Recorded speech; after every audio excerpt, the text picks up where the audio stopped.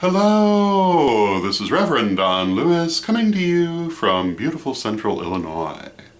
And today our question comes to us from Momochi Sakura 11. And Momochi Sakura 11 says that many of her friends love horror films, and they're very enthused about the new horror film The Conjuring. And they don't understand why she's not. And I'm not really quite sure what to say to this, except that I've seen the film The Conjuring, and I don't know that I've ever seen anything worse in the metaphysical genre.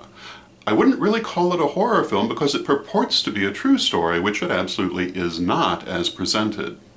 And as a horror film, it really didn't do much for me either. I actually love horror films. I've been watching them since I was very young, and a good horror film is a thing of beauty. Some of them even are quite metaphysically accurate, although most are not. When it comes to metaphysical themes in horror films, I think the 1932 Mummy is one of the best ever made, and I highly recommend it. And I absolutely do not recommend The Conjuring. And The Conjuring purports to be based on a true story in much the same way that the Amityville Horror and The Exorcist purport to be based on true stories. And just like those films, yes, there may be a grain of truth in it, but it's a really, really small one. And they've taken extreme liberties with what appears to be the actual story, which basically comes down to a poltergeist. This was also the case with The Exorcist, which also had a huge following in its day, and really caused a lot of people to worry about demons and possession, which is pretty much nonsense. And if you run into anyone talking about these things, tell them it's nonsense, because it is. In the case of The Exorcist, again, it was a tiny little poltergeist experience, and they blew it into that. So don't take it very seriously. And the current one, The Conjuring, is even worse.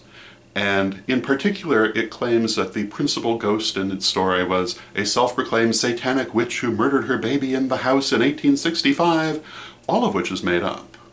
There was a woman, there was a baby who died in a totally different year, I believe it was 1885, was not in the house, and it had nothing to do with witchcraft, although there apparently were rumors that the lady practiced magic. But that's a whole different thing, and very different from what they're saying. She also did not commit suicide, did not die in the house, and really was barely connected to it, except that I believe she owned the property. That is a really big jump from what they say. So I wouldn't take the film very seriously, but I do have one other thing to say about horror films and pagans. And pagans in general react to horror films differently than Christians do because we have a different belief structure. And this is people who are raised pagan, not necessarily people who've converted from Christianity, who still react to many of the same stimuli. And I learned this some years ago when my adopted sister Tracy and my niece Sherry both watched The Haunting and The Exorcist at separate times. And The Haunting really scared my niece, who's been raised pagan, but The Exorcist she just thought was silly. Whereas Tracy had the opposite reaction. And the reason for this, which Tracy noticed, is the fact that Sherry has been raised pagan and does not really have a context to find something like The Exorcist frightening. It's just silly to us, which in fact it is. Whereas The Haunting actually did deal with ideas that you will find in paganism. So when we look at horror films, we see them through rather different eyes. And I do find that to be an interesting phenomenon. And I will say that very often, if I'm watching a horror film that's other than something silly, I do look to see how close it is to actual metaphysical thought. And the closer it is, the more I'm likely to enjoy it. And so, those are my thoughts on the matter. I hope you find them interesting, and until next time, may you blessed be. Hello, this is Reverend Don Lewis coming to you from beautiful Chicago. And did you know that I have been a professional psychic for more than 30 years?